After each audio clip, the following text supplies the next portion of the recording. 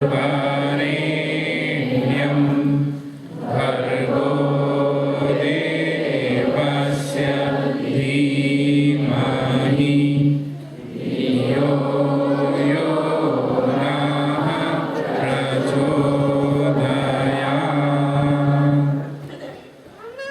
अभी हमने 20 मिनट तक वीरेश्वर बाबू जी को सुना है और मैं समझता हूँ कि उनकी प्रचंड वाणी के बाद यहाँ पर कोई ऐसा नहीं हो सकता कि जिसके मन में संकल्प न उभरते या जिसके मन में कुछ कर गुजरने की हिम्मत न जागती। शायद ही कोई ऐसा बैठा हो कि जो उनकी वाणी को सुन करके सोता रह जाए। ऐसा नहीं हो सकता। हम सब उनकी वाणी और उनकी जोश से इस समय भरे हुए हैं, पर इस जोश को हम किस तरीके से और कहाँ केंद्रित कर सकते हैं और गुरुदेव के स्वप्न को किस तरीके से साकार कर सकते हैं, ये अब हमारे ऊपर निर्भर करता है। क्या हम ये कह सकते हैं कि हमारे गुरुवर का स्वप्न साकार हो चुका है? नहीं। गायत्री को हमने मुक्त कर दिया गुरुवर की कृपा से, यज्ञ भी मुक्त हो गए उनके आशीर्वाद से, लेकिन उनका एक स्वप्न अभी भी अधूरा है। उस स्वप्न का नाम है युग निर्माण।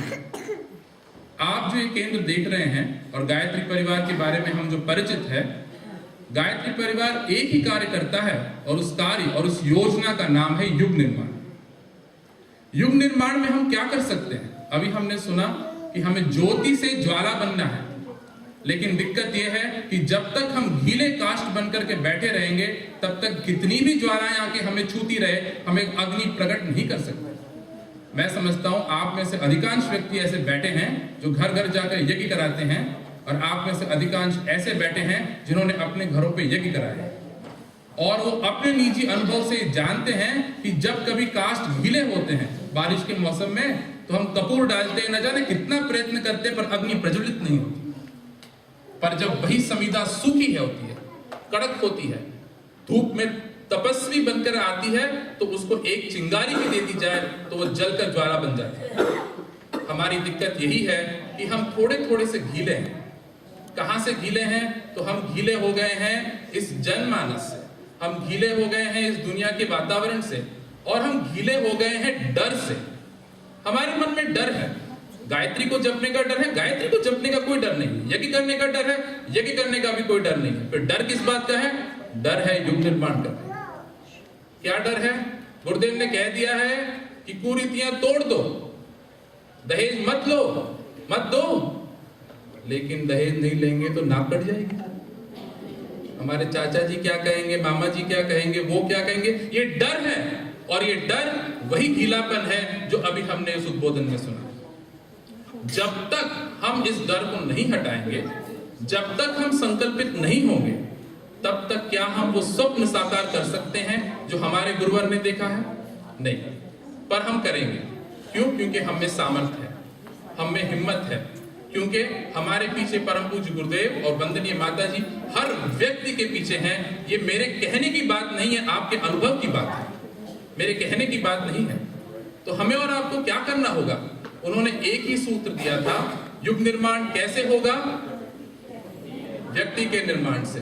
पर हमारी दिक्कत यह है कि हम अपना निर्माण छोड़ के और सबका निर्माण करने की इंतजार में बैठते हैं।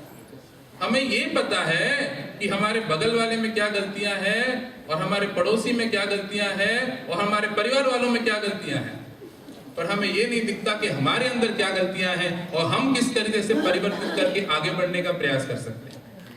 यही आकर के मुझे लगता है कि कहीं कहीं हमारी गाड़ी अटक जाती है, और जब तक गाड़ी अटक जाती है तब फिर वो स्वप्न कैसे साकार हो सकता है? यहाँ आप में से वो लोग बैठे हैं जिन्होंने गुरुदेव और माता जी का प्यार पाया, चाहे प्रत्यक्ष रूप में या चाहे परोक्ष रूप में, उससे कोई मतलब नहीं है। जिस किसी भी व्यक्ति ने अपनी उपासनाएं की है वो इस बात को मानता है कि हमें गुरुवर और वंदनीय माता जी का प्यार सतत मिलता रहा है, आज तक मिलता रहा है और आगे भी मिलता रहेगा। उस प्यार के वास्ते क्या हम एक बार ये कर सकते हैं कि अपने को बदलने की तैयारी गुरुवर के सामने रखते हैं? उस माता जी के चौके की रोटी हम सबने खाई है, उसके संस्कार हमारे खून में है, बस हमें खड़े होने की तैयारी है। अभी हम डरे हुए हैं, बैठे हुए हैं, हमें खड़ा होना होगा। गुरुदेव की बहुत बड़ी योजना है। कहां तक योजना रहेगी? केवल गायत्री परिवार करेगा, केवल हम ही लोग करेंगे, केवल हिंदू ही करेंगे? नहीं, ये योजना बहुत बड़ी है। जितना कि बड़ा उसका नाम। इसमें क्रिश्चियंस भी शामिल है, इसमें मुसलमान भी शामिल है, इसमें सिख भी शामिल है और इसमें हिंदुओं के सारे संप्रदाय भी शामिल है। हमें क्या करना होगा? हम कहाँ हैं? अरे हम तो यहाँ अमेरिका में हैं, यहाँ जॉब होती है और बड़ा स्ट्रेस होता है और ये वो। ठीक है, आप जहां हैं युग निर्माण वहीं से होगा। ये युग ऋषि का सूत्र है। आप जहां हैं वहीं से होगा। हम अपने स्तर पर जहां हम रहते हैं, जहां हम जिस परिस्थिति में हैं, जिस वातावरण में हैं, वहां हम अपने आप को बदल करके दुनिया के सामने क्या उदाहरण रख सकते हैं। मैं समझता हूं ये जन्म शताब्दी की सबसे बड़ी श्रद्धांजलि। इससे बड़ी क्या श्रद्धांजलि हो सकती है? हम क्या उन्हें कोई तोहफा देंगे? हम क्या उन्हें कोई पेड़े देंगे, लड्डू देंगे? नहीं, ये तो बचकानापन है। श्रद्धांजलि केवल एक ही हो सकती है कि हे गुरुवर, हम आपके संकल्पों के लिए तैयार हैं और हम अब कटिबद्ध हैं। चाहे ही सामने ज्वाला क्यों ना हो या चाहे ही सामने लोग गालियां देने के लिए क्यों ना हो, पर हम तैयार हैं। और जब ये तैयारी होती है तो मैं समझता हूं गुरु नहीं, हिमालय की सारी ऋषि सत्ता हमारे पीछे लग जाती है और उस शक्ति से हम इतना बड़ा काम कर सकते हैं जो शायद दुनिया में ऐतिहासिक बन जाता है। हमें वो करने की अब तैयारी हमारे अंदर लानी चाहिए। दिक्कत कहां है ये आप और हम सब जानते हैं। गुरुदेव ने सब आंदोलन दिए हैं। जो साधना में अटका है उसे साधना से पुशअप करिए। जहां हमें दिखता है स्वास्थ्य गड़बड़ी हो रही है, वहां स्वास्थ्य के द्वारा गुरुदेव के सूत्र पहुंचाइए। जहां हमें दिखता है कि स्वावलंबन नहीं है, व्यक्ति निर्भर हो रहा है, डिपेंडेंट हो रहा है, उन व्यक्तियों को स्वावलंबी बनाइए। जहां दिख रही है कि कुरीतियां पड़ी हैं, अंधविश्वास पड़े हैं और व्यक्ति के अंदर तोड़ने की हिम्मत नहीं है, वहां हम अपने गुरु की हिम्मत लेकर के जाएंगे और कुरीतियों से व्यक्तियों को मुक्त कराएंगे। ढेर सारी क्रांतियां पड़ी है और गुरुदेव बार बार कहते थे ये क्रांतियां रेल के डिब्बों की तरह आने वाली है। क्या हम सब तैयार हैं? गुरुदेव का एक ही उद्घोष था कि दुनिया बदल रही है और मैं समझता हूं कि 2011 के बाद तो परिवर्तन और ज्यादा सक्रिय है, तो हमारी सक्रियता तो और अधिक होनी चाहिए, तो हम ठंडे ना होने पाए। अब देख रहे हैं ना, बाहर का वातावरण बड़ा गर्म हो चुका है, वसंत लग चुका है। अब दिक्कत यह है कि अंदर की ठंडी निकल जाए तो बहुत बड़ा काम हम सब कर सकते हैं। बाहर का वातावरण तो परिवर्तित होकर हमारे लिए तैयार है, लेकिन हमारी अंदर की ठंडक, हमारी अंदर की जो ये ठिठुरपन है, उसे हटाने का अब समय है। और हम क्या लेकर के जाएंगे? उद्घोष आपने सुना है, युग ऋषि के सूत्र आपको पता है और युग निर्माण का लक्ष्य हमारे सामने है और युग ऋषि पर विश्वास है कि उन्होंने कह दिया है कि युग निर्माण होगा तो निश्चित होगा। हमें कोई असमंजस नहीं है, हमारे अंदर कोई दो राय नहीं है। हम क्या लेकर के जाएंगे? केवल दो ही चीज। गुरुदेव माता जी बार बार कहते थे कि श्रवण कुमार बनकर के हमें अपने कंधों पर घर घर ले जाओ। हम दो चीज को लेकर के जाएंगे, एक हमारे परम पूज्य गुरुदेव, एक वंदनीय माता जी को। किस रूप में लेकर के जाएंगे? चित्रों के रूप में लेकर के जाएंगे? नहीं, चित्रों के रूप में लेकर के नहीं जाएंगे। गुरुदेव को विचारों के रूप में लेकर के जाएंगे और माता जी को प्यार के रूप में लेकर के जाएंगे। जहां जाएंगे उस व्यक्ति तक सद्विचार पहुंचे और वंदनीय माता जी का प्यार उस व्यक्ति तक पहुंचे, तो मैं समझता हूं ये दुनिया में ऐसी कोई समस्या नहीं है जो बदल नहीं सकती। युग निर्माण डंडे के आधार पर नहीं हो सकता, युग निर्माण केवल प्यार के आधार पर हो सकता है। क्या हम उस माता जी के प्यार और आत्मीयता को अपने अंदर विकसित कर सकते हैं? मैं समझता हूं हम सब में इतनी हिम्मत है और इतनी ताकत है और माता जी का इतना प्यार है कि हम सब ये कर सकते हैं।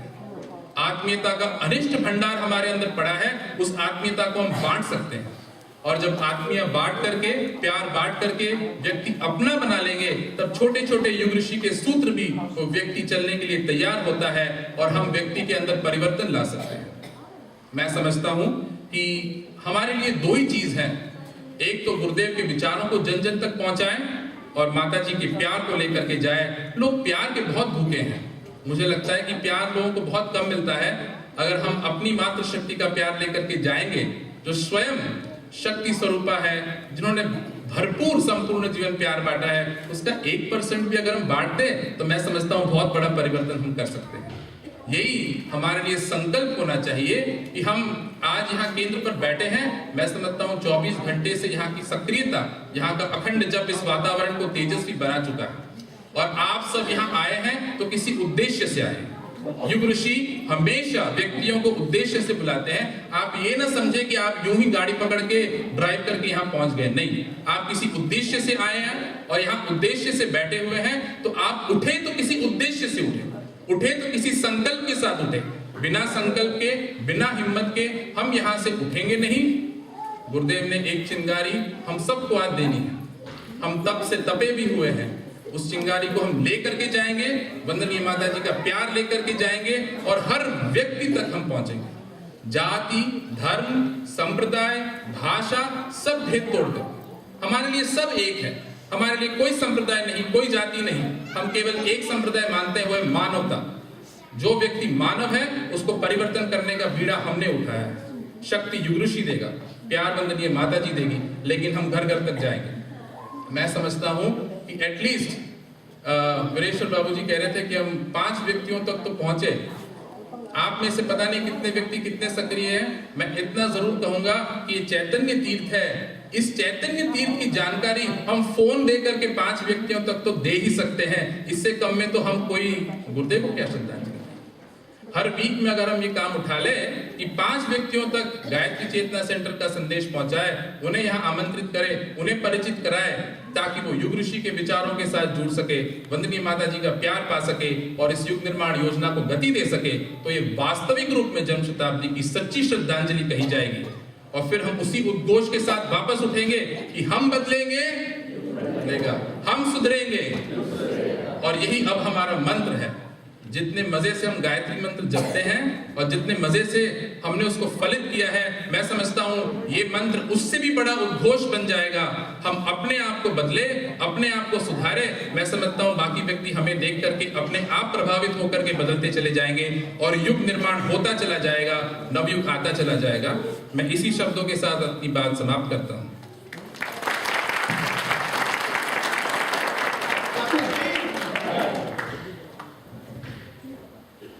तो भावेश के जोशपूर्वक उद्घोष के बाद अब हम